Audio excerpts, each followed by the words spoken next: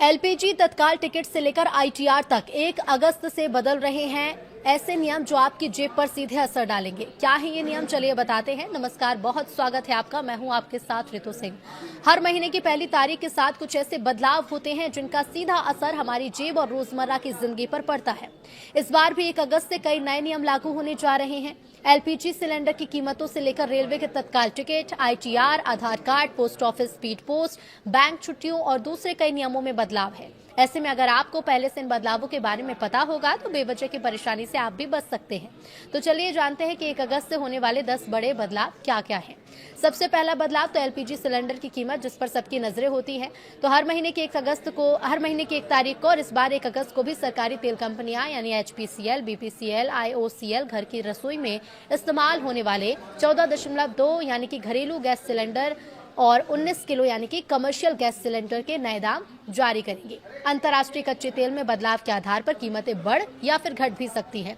अगर commercial cylinder महंगा होता है तो होटल, रेस्टोरेंट और फूड डिलीवरी जैसी सर्विस भी महंगी पड़ सकती है।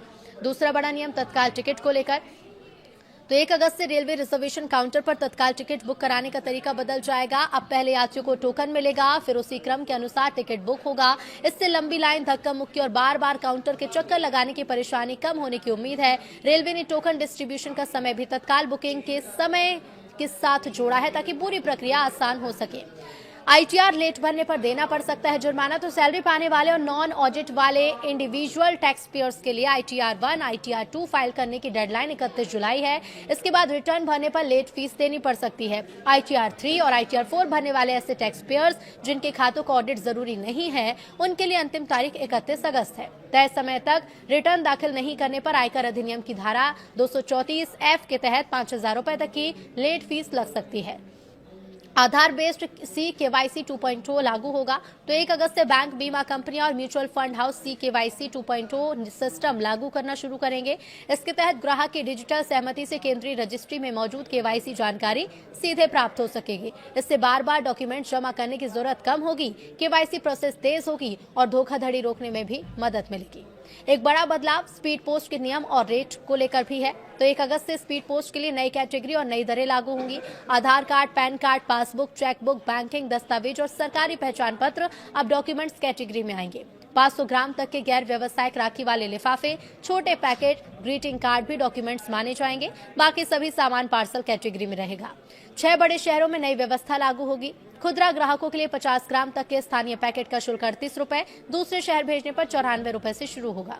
अगर अगस्त में बैंक ब्रांच जाकर कोई जरूरी काम करना है तो पहले छुट्टियों की लिस्ट भी जान लीजिए। इस महीने रविवार, दूसरे और चौथे शनिवार, स्वतंत्रता दिवस, रक्षाबंधन, जन्माष्टमी और अलग अलग राज्य के त्योहारों को मिलाकर कुल 14 दिन बैंक बंद रहेंगे। हालांकि सभी छुट्टियां पूरे देश में एक साथ लागू नहीं होंगी, इसलिए आरबीआई हॉलीडे लिस्ट के हिसाब से देख ले कि आपके शहर में कब कब बैंक की छुट्टी है।